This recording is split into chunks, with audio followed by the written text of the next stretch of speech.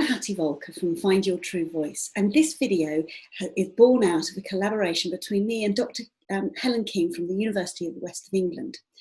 It's designed to help people who, for one reason or another, as so many people are, having to move from face-to-face, live performance or teaching or lecturing to a situation where they're lecturing to an online audience, where at best feedback is delayed or slow, and at worst we get no feedback at all from the audience out there. So this video has been put together to try and help people overcome some of the challenges of performing to an invisible audience, one we really can't see and it's so much harder to connect with, but also to take advantage of some of the opportunities this situation provides for us as well. So you'll hear tips from me and suggestions from me. Also, I've got a set of suggestions from Helen, who is an expert in academic development. But we've also gone out to friends and colleagues for their ideas. And you'll be hearing a selection of tools and techniques from other people as well. And I'll be commenting on those. So you'll get a full rounded view of ideas that you can take away and use to develop your online teaching and performing. So before we get to that, just a little bit about me. So I'm a barrister who retrained as a coach and is using my knowledge of people and my experience with singers, because I've worked with singers for a number of years now, to help people feel more comfortable and confident and at ease with themselves so that they can produce their best in front of an audience, any audience, whether it's 1 or 50,000. And a lot of my work has always been online, but obviously with the current situation with coronavirus, I've now gone entirely online. And so I've converted some of my thoughts about general performance into performance online. And one of the major things I focus on in my own work is that idea of connecting with an audience. Because if we feel connected with our audience and an audience feels connected with us, then we have that space for there to be a dialogue, for there to be communication. It means the audience is linked in with us and we're linked in with the audience. As Patsy Rodenberg, who talks about 3 circles of presence, would talk about, she would say being in second circles so that there is energy out from us to the audience and energy in from the audience to us. Now, obviously, in this world where we are entirely online, it's much harder to have that energy exchange. And so creating that environment in which communication can flow, not just in one direction, but in both directions, can be quite hard. For me, one of the main things is about where we focus our attention. And one of the starting points is, obviously, when we're working online, much of the time we see ourselves. We're up there on the Zoom screen or whatever, and we have a picture of ourselves. And it can be very easy to become obsessed with how we look, what we're doing, and overly focused on that. So that's one of the issues. The other issues with being entirely online is our audience is not where our screen is. And this will come up later in some of the tips from other people. But often you see people, and I become fascinated with watching all these people who are coming online to perform or do Zoom at conferences or Zoom reports for the television, and how it can be very tempting to talk to the screen in front of you. And actually that's not where the person is. So we can become obsessed with the screen, or we can become obsessed with ourselves. And really the idea is, how do we refocus ourselves to talk to the audience behind the little black dot. So I'm going to start looking at some of the tips that have come in from other people. So first of all, I'm going to look at tips that have come in from teachers and lecturers. So these are really people where they're involved with activities that hopefully requires audience participation and dialogue, because the more we can engage our audience as teachers and lecturers, the more they're going to learn from us. So the first tip that came in was embrace the awkwardness. Let your personality in. Now, I would say this applies as much to performers as it does to teachers and lecturers. And many of these tips that have come in for teachers also apply to performers, singers and actors, and anybody who has that stage.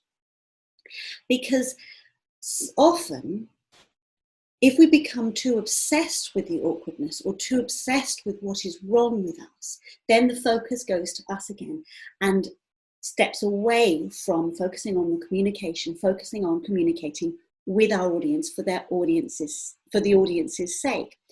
If we allow that awkwardness just to be, chances are it will dissipate to a large extent. And if we allow our personality to come in, then we have a greater chance of engaging our audience. A lot of my work talks about how I'm not a great fan of perfection, because perfection actually is a shield. Perfection gets in the way of us having a realistic communication with our audience. And personality is often what engages our audiences the most. And that's especially important when we are trying to reach our audience through a screen.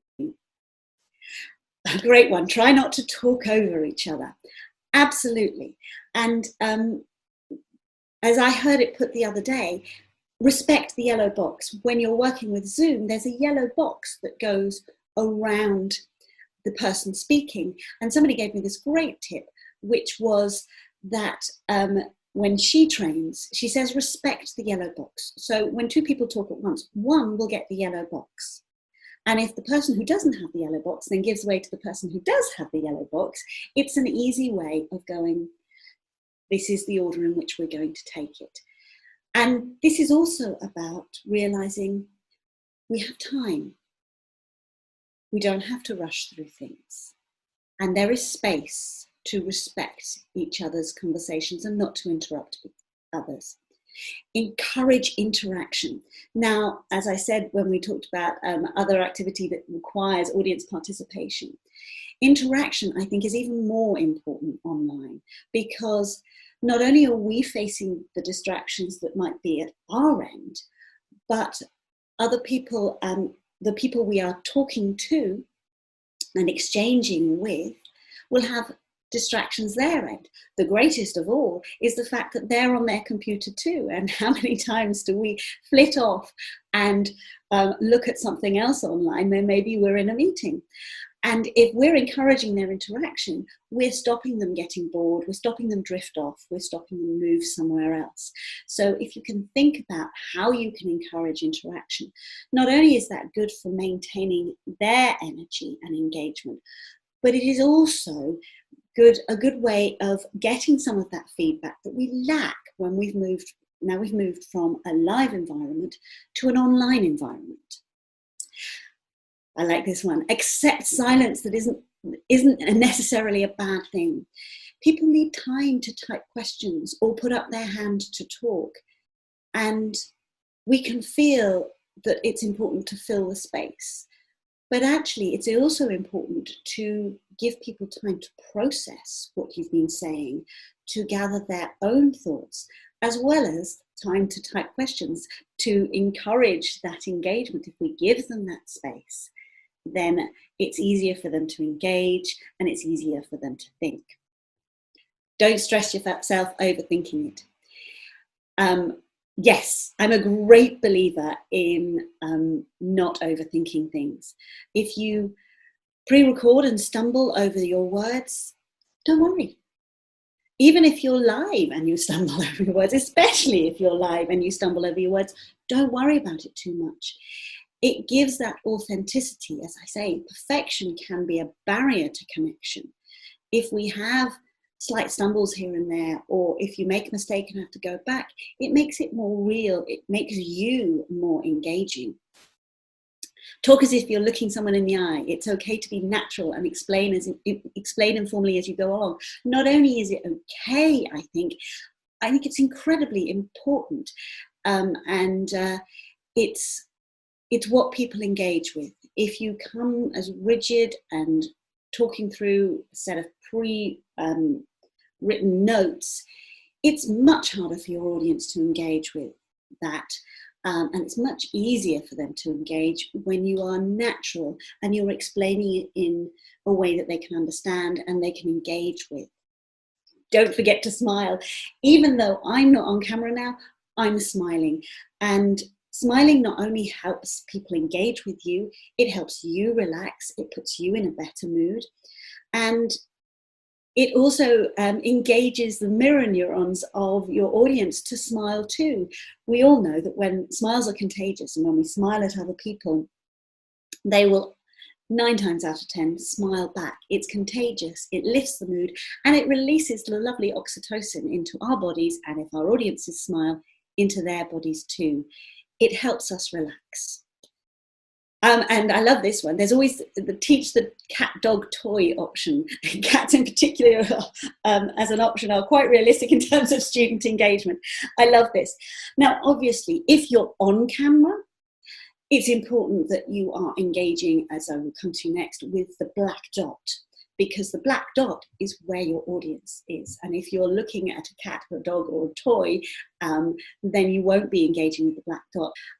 This is more about practice. And perhaps if you are not looking at the camera, like I'm not being filmed right now talking about what I'm doing. So it is useful to imagine someone else there. And that comes up more in the next set of tips. Oh, before we get there, breathe. I like this one, and I like the simplicity of it. It's that idea that some people will tell you how to breathe, some people will tell you to do 10 breaths, some people will give you all sorts of different tips around breathing. But essentially, sometimes all we need to help us is to stop and remember that breathing is really useful. It's not only useful for getting to the end of our sentences, it's also useful for centering ourselves and for getting the pace to a nice level. Now we move on to the tips from performers or singers, or those bits of teaching when you're presenting to your students. So anywhere where you are performing for an audience. And not to forget that sometimes as singers and performers, we engage with our audience in exchanges as well, depending on the type of performance we're doing. So, but these are the bits where we are presenting to our audience. The camera has to be the person you're performing to. And this is what I was just alluding to now. That is that idea of imagining who is beyond that little black dot, imagining there's someone there. And here is one of those advantages of being online. Who is behind that little black dot is entirely up to your imagination. Even if you know who is behind the little black dot, you can imagine the sort of day they've had. You can imagine the sort of mood they've come in. And this is one of the things that I find helps performers in a live scenario as well. We forget sometimes that our audience are as human as we are, and we see them as these judgmental masses.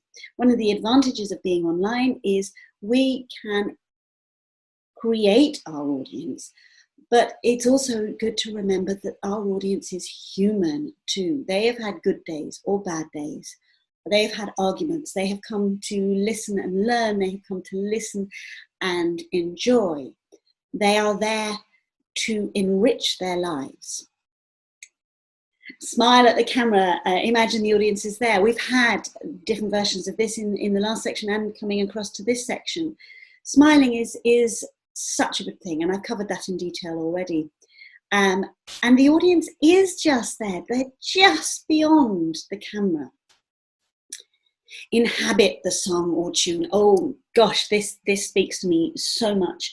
I'm a great believer in not only knowing your piece intellectually, not only knowing your subject matter intellectually, but engaging with it on an emotional level. And that might sound completely nuts, but if you take a song and you understand your emotional engagement with each line, with each word, with each note, and you can engage with it on an emotional level, you're like the lecturer, the teacher, who is really passionate about their subject. You love your subject, and then you can inhabit, you can live in that space. And that is so much the best way to communicate not only a song or a tune, but also a lecture or a lesson.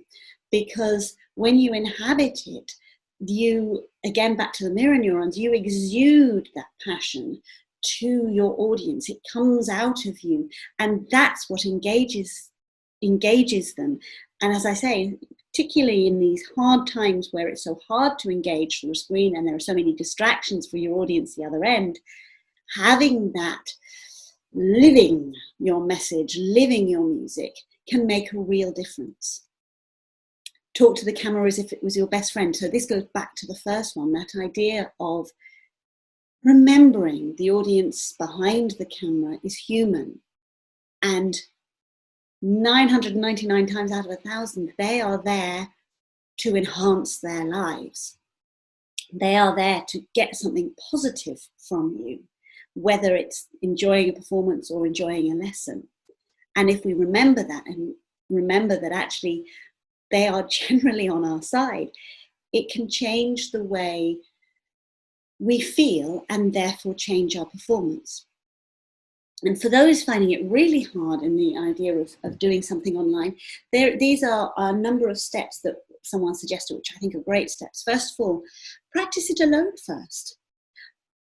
Before I did this video, I had a little bit of a chat through what I was doing, how I felt about it. I practiced.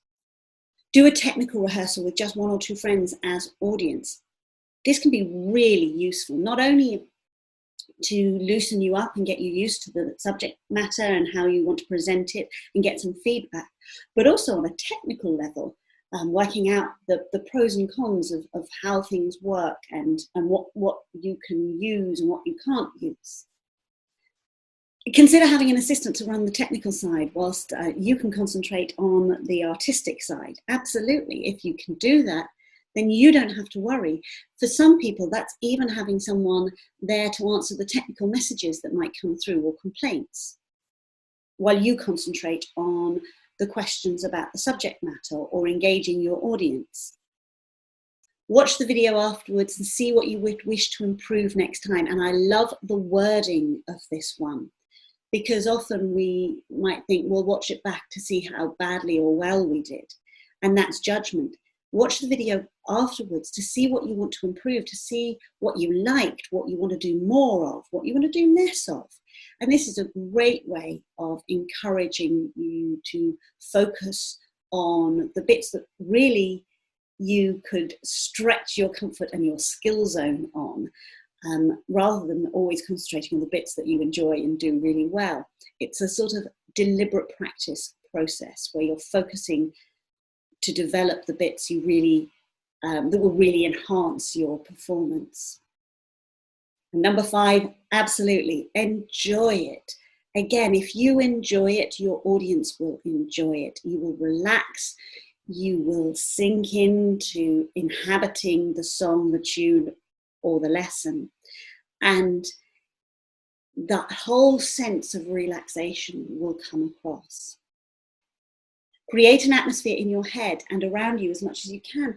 Yes, so as much as I was saying earlier, there can be, as much as there can be distractions for your audience, there can be distractions for you. And one of the advantages of online is you get to create your environment. Today I'm sitting in the brightest, sunniest room in my house with my piano behind me in a yellow chair, in a place that feels really comfortable for me. And that helps me create my environment and think about the acoustics and think about distractions. If there are other people around, the noises, what will distract you and what will distract your audience. And back to that fundamental thing, communication is the key. Setting it up so that you are opening the channels for communication. You are opening up so that you feel comfortable communicating with your audience. And if there's an opportunity for your audience to communicate with you, then that channel is open and you respond, and there's time and there's space for you to do so. So next we move on to tips from Dr. Helen King from the University of West England. So give the audience the attention you would in a face-to-face situation.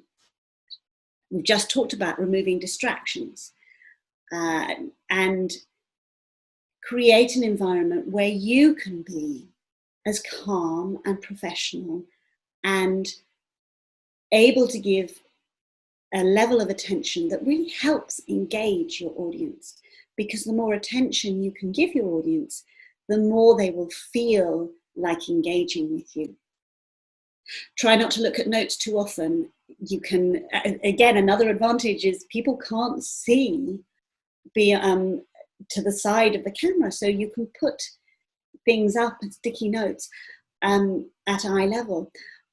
And I would say, I mean, I'm not a great believer in hefty amounts of notes because we become reliant on them. I'm a great believer in bullet points, which means that it's easier for us to inhabit the message, because if we know our material well enough to do it without notes, to trust ourselves to do it, then it will come much more naturally and with more enthusiasm and more passion. If we feel like we're going to miss something all the time, or we worry that we're going to miss something because we've got all these notes, that will distract and detract from that. Keep eye contact with the camera, not with the screen. Yes, exactly. We've mentioned this a number of times. That little black dot is where the audience is. They're not on the screen. They are behind that dot. And sometimes I feel like there's something sci-fi about it, that actually I have a conduit to them through that little black dot, and imagining them the other side of that little black dot. Thinking about your audience being there beyond the screen, and you can picture them in your normal work environment. You can picture them in whatever environment works for you. Another advantage of being online. And like me, Helen uses her hands a lot and gesticulates a lot when she talks. And it's very natural. Be true to yourself. Exactly. So using your hands, be natural. You may feel tempted to try something new, and don't prohibit yourself from doing that. Don't stop yourself from doing that. But don't feel you have to. Being yourself is the best way of engaging your audience. Speak clearly and at a reasonable pace as you would face to face, and breathe. So those are the tips and advice that have come from all our friends and acquaintances, and from Helen and me. And one of the most important things, I think, to remember is, and anybody who knows my work knows that for me this is a key to being a great performer, is be kind to yourself. Don't aim for perfection, not only because it's an unattainable goal and aim, but also because there's enough that is false about working online. There is enough that takes away from the humanity, from the connection that we naturally have in a face-to-face situation, that detracts from the energy exchange that goes on purely by way of being immersed in a situation when we're face-to-face. Being online takes away from that. So not aiming for perfection and being your usual, normal human self is a way of getting that authenticity back into the situation. It's a way of allowing people to engage with you on a human level, because we're not robots. And if perfection were what we were after, then someone could design a robot to do it. What we engage with is the humanity of the people, the other side of the screen. And it works the other way. Remember the humanity of the people, the other side of that little black dot. I hope this video has been of use to you. Thank you for listening, and I wish you luck with your online performing and presenting.